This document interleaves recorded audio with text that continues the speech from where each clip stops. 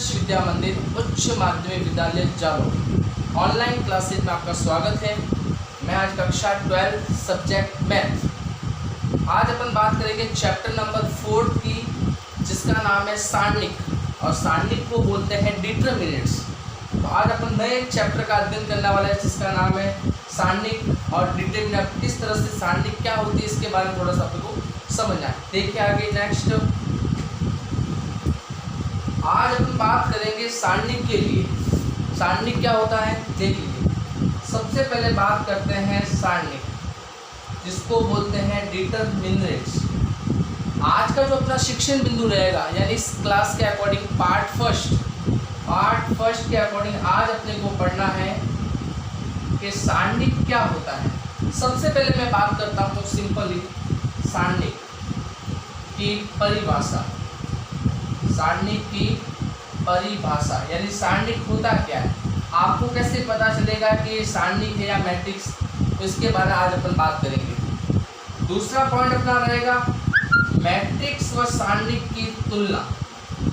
Matrix व सारणिक की तुलना, मैट्रिक्स व सारणिक की तुलना आज अपना दूसरा शिक्षण बिंदु रहेगा। पहला शिक्षण बिंदु रहेगा सारणिक की परिभाषा, यानी सारणिक होता क्या है। दूसरा अपना शिक्षण बिंदु रहेगा कि थर्ड चैप्टर के अकॉर्डिंग अपने मैट्रिक्स पढ़ रखी है, तो मैट्रिक्स व सारणिक की क्या तुलना है, इन दोनों में क्या कंपेयर होता है, मैट्रिक्स में क्या होता है, सारणिक में क्या होता है, तो इसके बारे में आज अपन बात करेंगे। इसी तरह से आज अपन पढ़ेंगे सारणिक का क्रम। सारणिक का क्रम अपने को सिलेबस के अकॉर्डिंग 3 दे रखा है।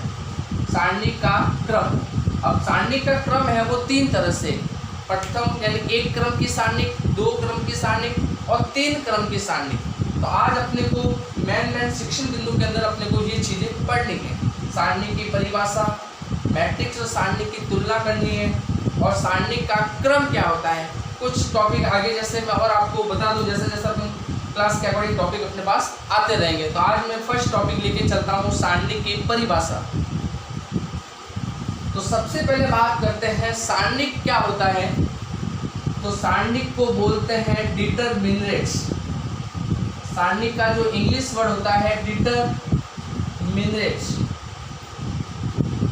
यानी इसको जो शॉर्ट में जो लिखा जाता है बुक के अंदर, सारणिक को इस तरह से लिखा जाता है डिटरमिनेंट्स ए, या जो आपको फलन दिया हुआ था उस फलन के दोनों तरफ 2 ऊर्ध्वाधर लाइन होती है, या इसको डेल्टा से भी लिखा जाता है, जिसको अपन बोलते हैं त्रिभुज।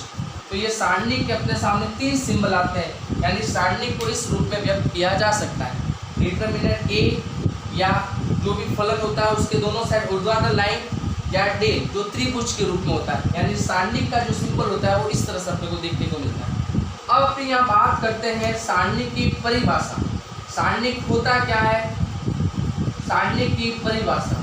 तो मैं यहाँ सबसे पहले बात करता हूँ कि जो सारणिक जो वर्ड है, एक वैज्ञानिक था जिसका नाम था W.G. लाइबनिज। इस वैज्ञानिक ने इसकी खोज की थी मैट्रिक्स सारणिक की। सबसे पहले देखेंगे कि सारणिक की परिभाषा किसने दी थी, यानी सारणिक की परिभाषा पढ़ने से पहले सारणिक जो वर्ड आया था उसको बताने वाला कौन था, W.G. लाइबनिज। मगर ये वैज्ञानिक इस सारणिक को अच्छी तरह पूर्ण तरह से खोज नहीं कर पाया था। इस सारणिक की पुनः वापस खोज की थी, और उस पुनः खोज करने के लिए, यानी पुनः खोज करने के लिए आया था क्रैमर, जिसको अपन क्रैमर नियम भी बोलते हैं। तो इसकी जो पुनः खोज की थी वो किसने की थी, क्रैमर। जैसे अपन आगे देखते हैं वापस सारणिक की खोज करने के लिए वैज्ञानिक आया था W.G. लाइबनिज। ये सारणिक क्या होता है इसके बारे में इसने विस्तृत अध्ययन किया था, मगर लाइबनिज था वो सक्सेस नहीं हो पाया था, यानी सारणिक का पता नहीं लगा पाया था, और इससे सारणिक को वापस पुनः खोज की थी, उसका नाम था क्रैमर। तो बात करते हैं सारणिक क्या होता है। तो सारणिक का मीन्स होता है किसी भी अवयवों को, ये क्या होता है, बीजगणित का पद होता है।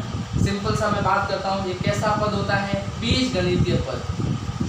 बीजगणितीय यानी होता क्या सारणिक, उसके बारे में अपन बात करते हैं। यानी अवयवों या बहुपदीय बहुपदियों को ऊर्ध्वाधर लाइन के बीच में समूह के रूप में व्यवस्थित करना, समूह के रूप में व्यवस्थित करना। एक बार वापस देखते हैं अपन सारणिक क्या होता है। तो यानी सारणिक एक बीज गणित का ही पार्ट है, यानी जिसको अपन अलजेब्रा बोलते हैं, जिसके अंदर जो पद होंगे वो कि एक पद, दो पद, त्रिपद, बहुपद के रूप में होंगे। जिससे जैसे अपने मैट्रिक्स पढ़ा था कि अवयवों को किस रूप में आयताकार वर्गाकार समूह के रूप में अपन जमाते हैं, इसी तरह जो सारणिक होती है, सारणी के अंदर भी अवयवों को जमाया जाता है। तो अवयवों को जो जमाने का क्रम होता है वो दो ऊर्ध्वाधर लाइनों के बीच में होता है। इसमें अवयव हो सकते हैं, कोई भी फलन के रूप में हो सकता है, यानी ए से लेकर जेड तक कोई भी फलन हो सकता है। ये सब अपने को सारणी के रूप में देखने को मिलते हैं। अब अपन बात करेंगे कि किस तरह से सारणी का जो निर्माण होता है वो किस तरह से होता है। तो अपन देखते हैं सारणी का निर्माण किस तरह से होता है। तो सिंपल सा मैं इसका उदाहरण लेके बताता हूँ कि सारणी की जो जिस तरह से अपन अवयवों किस तरह से ऊर्ध्वाधर लाइन में के बीच में समूह के रूप में व्यवस्थित करते हैं। तो आगे देख लीजिए एग्जाम्पल के रूप में। आगे मैं बात करता हूँ इसका, जैसे एग्जाम्पल के तौर पे मैंने कोई भी एक सिंबल लिया, 1 2 3 4, यानी अवयवों को किस रूप में दो लाइन के बीच, लाइन कैसी होगी, ऊर्ध्वाधर लाइन के बीच में जमाना, यानी व्यवस्थित करना। जैसे सिंपल सा मैंने लिया ABCD, इस तरह के जो अवयव होते हैं उनको अपन बोलते हैं सारणिक। अब इसके अंदर सबसे इम्पोर्टेंट बात ये आती है कि जो सारणिक के अंदर जो पंक्ति व स्तंभों की संख्या सदैव समान रहती है, पंक्ति व स्तंभों की संख्या सदैव समान रहती है। जैसे एक एग्जाम्पल के तौर पर आपको और समझाता हूँ, 5 6 7 8 3 2 1 4 7, जितनी पंक्ति है तो उतनी ही वापस क्या है, स्तंभ है।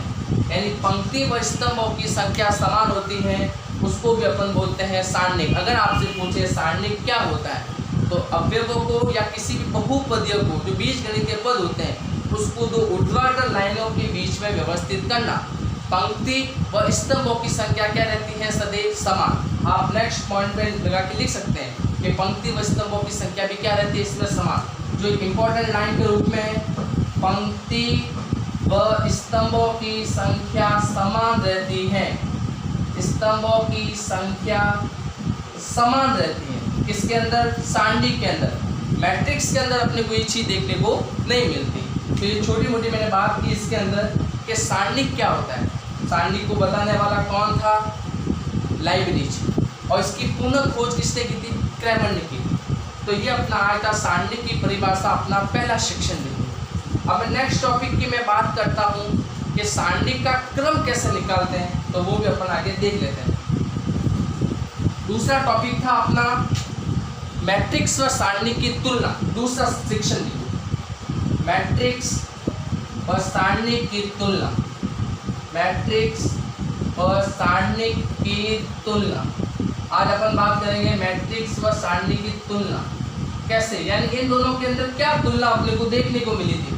तो शॉर्ट पे अपन देख सकते हैं, कुछ मैं आपको बात बता सकता हूँ। जैसे अपने 3rd चैप्टर के अंदर मैट्रिक्स के बारे में पढ़ा था, और 4th चैप्टर अपन पढ़ने जा रहे हैं सारणी। इन दोनों में लगभग अवयवों को जमाया जाता है, एक समूह के रूप में व्यवस्थित किया जाता है। बग इन दोनों में डिफरेंस क्या है, थोड़ा सा इसके बारे में अपन देख लेते हैं। सिंपल सी मैं बात करता हूँ कि जब किसी अवयवों को पंक्ति से स्तंभ में बदलने पर, पंक्ति से स्तंभ या स्तंभ से पंक्ति में बदलने पर मैट्रिक्स का मान बदलता है, मैट्रिक्स का मान परिवर्तन होता है। मैट्रिक्स का मान क्या होता है, परिवर्तन होता है। इसके अंदर अपन लिखेंगे सारणिक का जो मान रहता है वो निश्चित रहता है। सारणिक का मान रहता है वो कैसा रहता है, निश्चित रहता है। यानी इसका एक फिक्स मान प्राप्त होता है, सारणी का मान निश्चित प्राप्त होता है। सेकंड पॉइंट अपना मैट्रिक्स क्या होता है, तो सेकंड पॉइंट के अकॉर्डिंग मैं सेकंड पॉइंट की बात करता हूँ। पंक्ति व स्तंभ के रूप में बदलने पर मैट्रिक्स का मान परिवर्तन हो गया, सारणी का मान निश्चित प्राप्त होता है। इसी तरह से मैं सेकंड पॉइंट आपको बताने जा रहा हूँ कि मैट्रिक्स और सारणी की किस तरह से अपन तुलना करेंगे। तो इसमें जो मैट्रिक्स का क्रम रहता है वो अलग अलग रहता है। मैट्रिक्स का क्रम अलग अलग होता है या अलग अलग रहता है। यानी कहने का मतलब 1 इंटू 1 की हो सकती है, 1 इंटू 5 की हो सकती है, 2 इंटू 3 की हो सकती है। सभी मैट्रिक्स का जो क्रम होता है वो क्या रहता है, अलग अलग रहता है। इसके अंदर अपन देखिए सेकंड पॉइंट के अकॉर्डिंग इसमें सारणी का क्रम समान रहता है, सारणी का क्रम समान रहता है। अब आपके पास दिमाग में आएगा किस तरह से समान रहता है, तो आपको मैंने सारणी की परिभाषा भी समझाया था कि इसके अंदर पंक्ति व स्तंभों की संख्या सदैव समान रहेगी। जितनी पंक्ति है, जैसे एग्जाम्पल के तौर पे देख सकते हैं, जैसे मैंने ऐसे 1 इंटू 1, 2 इंटू 2, 3 इंटू 3, 4 इंटू 4, यानी जितनी पंक्ति होगी उतने स्तंभ होंगे। तो इस तरह का जो बनता है अपने पास क्रम, उसको बोलते हैं सारणी। अब मैट्रिक्स के अंदर कोई भी हो सकता है, 1 इंटू 1 की हो सकती है, 2 इंटू 3 की हो सकती है, 5 इंटू 4 की हो सकती है। तो इसके अंदर क्रम है वो बदलता रहता है। सारणी के अंदर क्रम कभी नहीं बदलता, पंक्ति को स्तंभ या स्तंभ को पंक्ति में बदलने पर मैट्रिक्स का मान परिवर्तन होता है, मगर जो सारणी का मान होता है वो निश्चित प्राप्त होता है। तो इस तरह से अपन मैट्रिक्स व सारणी की कुछ तुलना करके अपन बता सकते हैं कि मैट्रिक्स व सारणी में क्या डिफरेंस होता है। तो जैसा अपन थर्ड चैप्टर के अकॉर्डिंग मैट्रिक्स पढ़ा और फोर्थ चैप्टर के अकॉर्डिंग अपन पढ़ रहे हैं सारणी। तो इन दोनों के अंदर कुछ इंपॉर्टेंट जो मैंने पॉइंट है, 2 पॉइंट आपको बताया जो आपको ध्यान रखना है कि मैट्रिक्स और सारणी को हम कैसे पता करेंगे। इससे ये मैट्रिक्स और सारणी के, तो मैट्रिक्स और सारणी को अपन इस तरह से पता कर सकते हैं। तो ये अपना था आज का छोटा सा एक शिक्षण बिंदु कि मैट्रिक्स और सारणी की तुलना क्या। अपन मैट्रिक्स भी पढ़ते हैं, सारणी भी पढ़ते हैं, दोनों का परफॉर्मा रहता है वो एक जैसा रहता है, मगर इसकी पहचान कैसे करते हैं। तो सिंपल सा आपको 2 पॉइंट पता होने चाहिए जिसमें अपन मैट्रिक्स और सारणी की तुलना कर सकते हैं। आज का जो अपना तीसरा शिक्षण बिंदु रहेगा, मैंने पहले शिक्षण बिंदु की बात की कि सारणी की परिभाषा, सारणी क्या होता है। दूसरे शिक्षण बिंदु के अकॉर्डिंग बात की मैट्रिक्स व सारणी की अपन किस तरह से तुलना करके पहचान कर सकते हैं। तीसरा जो आज अपना शिक्षण बिंदु रहेगा, सारणी का क्रम। इसका क्रम क्या रहेगा, सारणी का क्रम, यानी वही बात करेंगे तो ऑर्डर ऑफ डिटरमिनेंट्स। तो इस तरह से आप इसका ऑर्डर कैसे निकालते हैं। तो अपने पास सारणी का क्रम निकालने के लिए 3 तरीके हैं। मैं सिंपल सा तीनों तरीके आपको बता देता हूँ। 3 तरीके अपने पास कौन से हैं। पहले अपन बात करेंगे एक क्रम की सारणी। दूसरी बार अपन बात करेंगे द्वितीय क्रम की सारणी, यानी द्वितीय क्रम की सारणी। तीसरे बात करेंगे अपन तृतीय क्रम की सारणी। तो ये अपने पास हो जाएगा तृतीय क्रम की सारणी। मैंने आपको स्टार्टिंग में बता दिया सारणी होता क्या है। तो पंक्ति व स्तंभों की संख्या सदैव समान रहती है, मगर मैट्रिक्स में ऐसा नहीं होता। दूसरा सारणी का क्रम, तो सिंपल से मैं बात करता हूँ पहले क्रम की, इसी तरह से दूसरे क्रम की, इसी तरह से तीसरे क्रम की। तो कैसे पहचानेंगे एक क्रम, ये सिंपल सा मैंने लिया AIJ, यानी इसके अंदर एक ही पंक्ति होगी और एक ही स्तंभ होगा।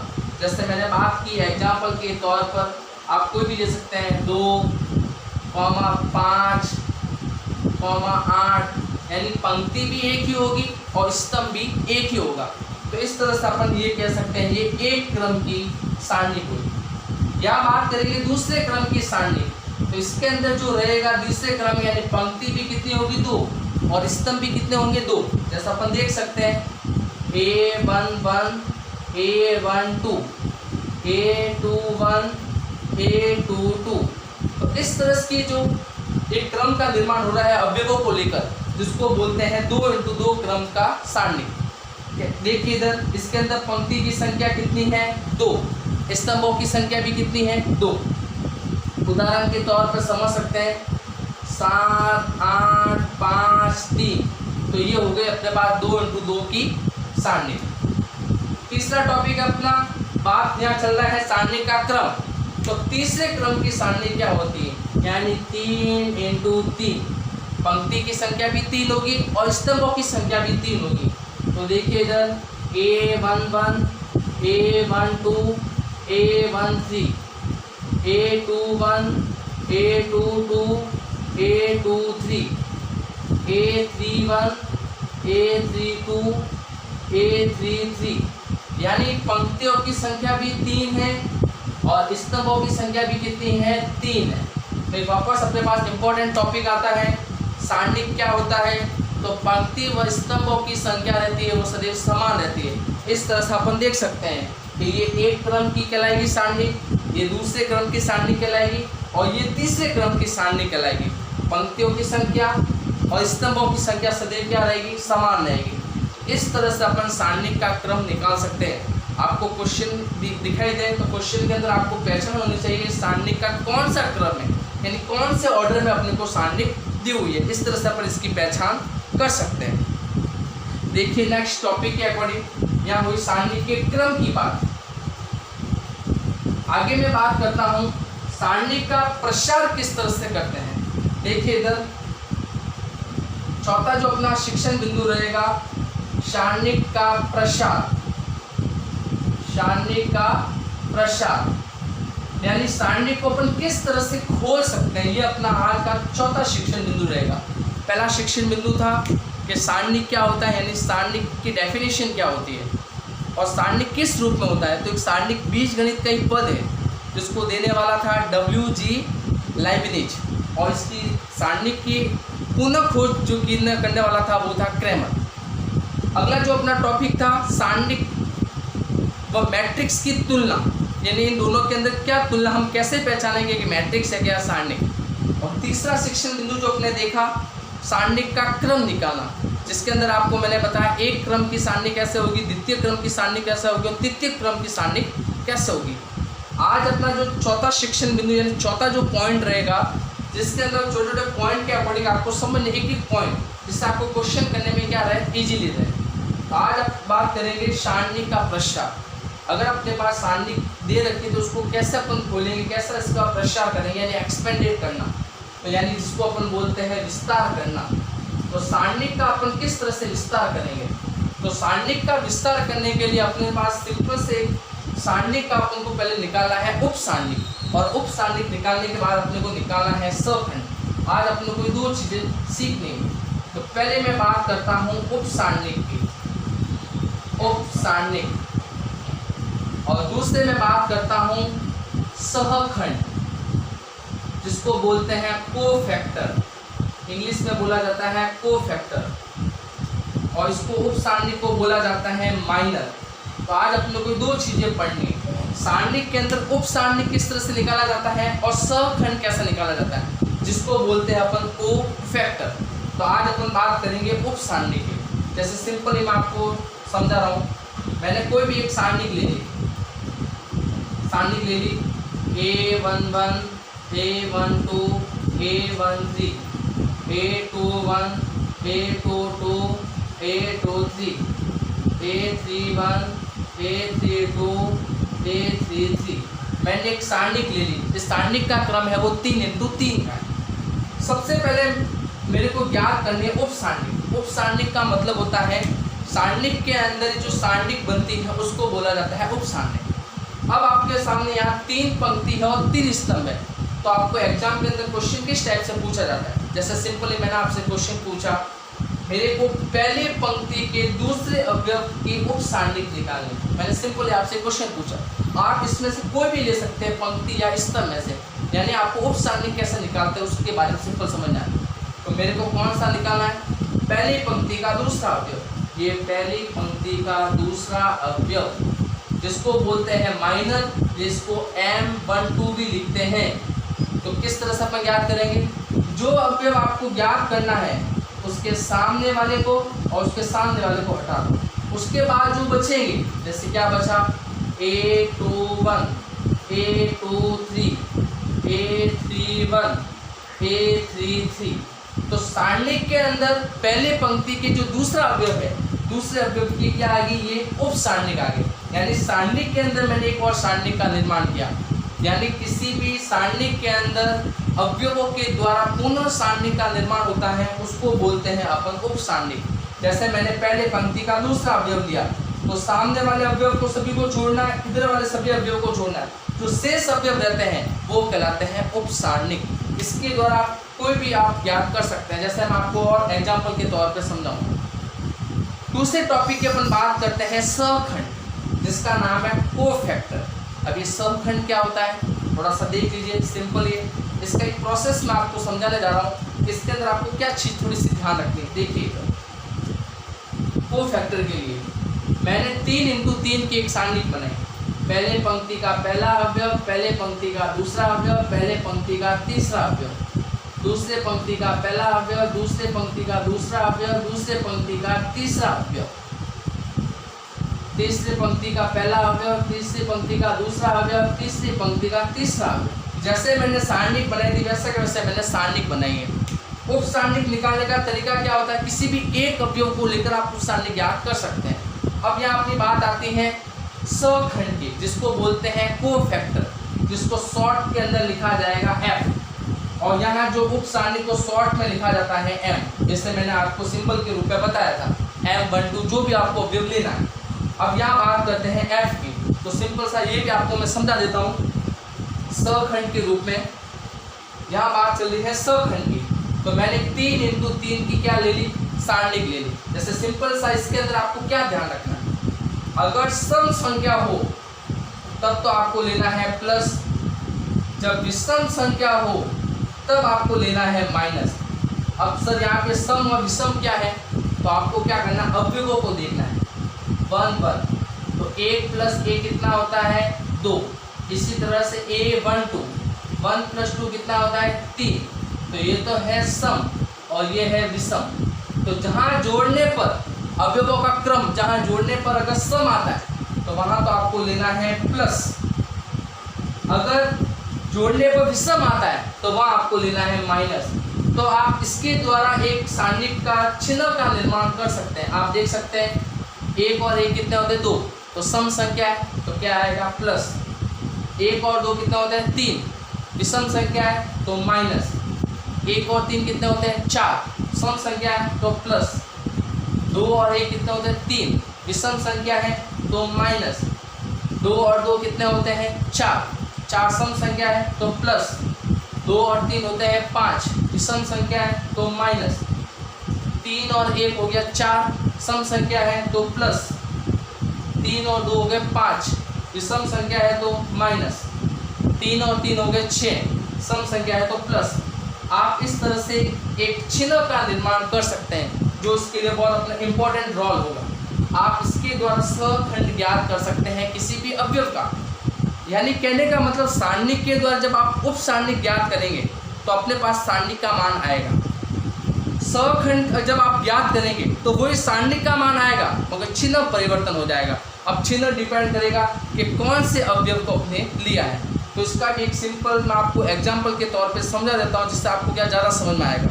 देखिए इधर किस तरह से अपन सहखंड का निर्माण मैंने किया।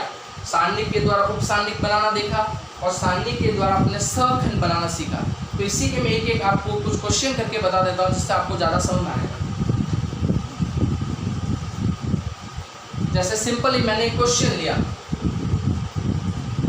1 7 8 3 2 5 6 1 3 और आपसे मैंने पूछा उप सारणिक, कोई भी मैंने एक अवयव ले लिया और आपसे पूछा मैंने द्वितीय पंक्ति के प्रथम अवयव, द्वितीय पंक्ति के प्रथम अवयव, द्वितीय पंक्ति के प्रथम अवयव की उप सारणिक बताइए।